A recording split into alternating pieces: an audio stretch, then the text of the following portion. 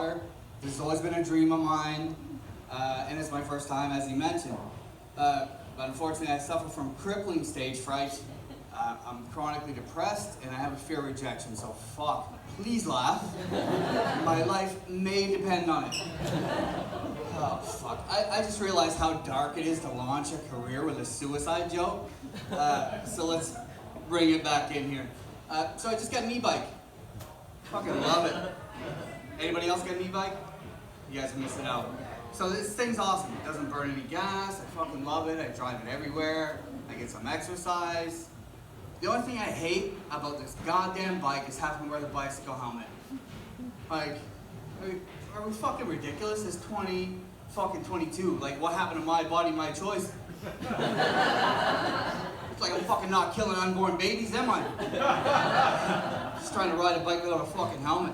So, anyways, before we get too deep down the abortion rabbit hole, you must know I'm not a political person at all. In fact, I understand that I have no qualification to give my opinion on abortion. Firstly, because I'm not a woman.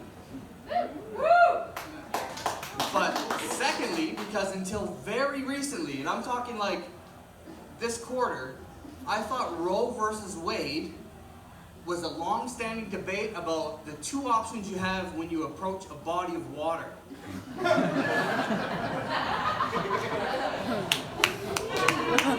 I was so glad that one hit because fucking it came to me on the shitter like. Speaking of being on the shitter, so I'm gonna be getting braces soon. This is a true story as well. I'm gonna fix up this mess. And from what I've heard from a close friend, is an important thing when you have braces, you need to get a water floss or a water pick. So anyways, I don't have my braces yet, but the water pick came in. It's sitting on my counter beside my bathroom. And so I'm sitting on the shitter again. Do it every day. But I look over and this thing's full of water, and it didn't take me long to put two and two together, and I've realized that I'm now the proud owner of a mobile bidet.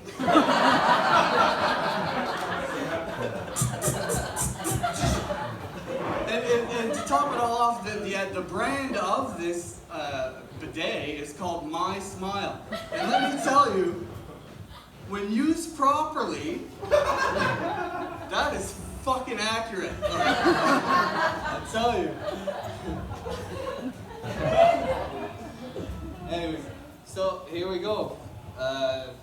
So I'm buying shit. I'm buying bikes. I'm buying bidets. I'm running out of material. Like fucking 5 minutes is longer up here than it is back there. So I'm getting older and I get pissed off about irrational things. Like I'm curmudgeon-y. One of these things, well, there's a couple. One of them is putting a fucking paper straw in a plastic cup. Like, fucking pissed me off.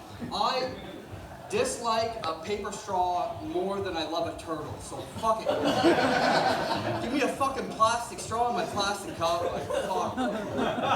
But something else that really grinds my gears, and it's when people misuse the word irony. And I fucking hate it.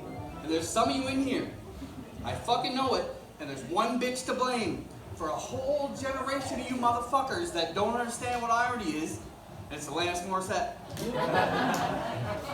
I've gone back, I've done the research. Line for line of that fucking song, there's not a single shred of irony except the title.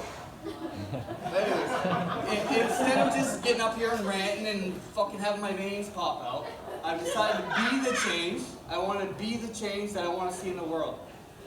So I've done Alanis a solid, and what I've done is I've rewrote just a couple of the lines. Are you guys interested? Yes. A young man, let's say his name was Chuck. He stopped smoking so he could be as healthy as fuck. But then a couple weeks passed, and it was just his luck. Chuck got ran over by a cigarette truck. And isn't it ironic? Fair enough. Although I'm not qualified to speak on abortion because I'm not a woman, I've learned a lot from women, and particularly my mother. I love my mother. Anybody love their mother? Awesome.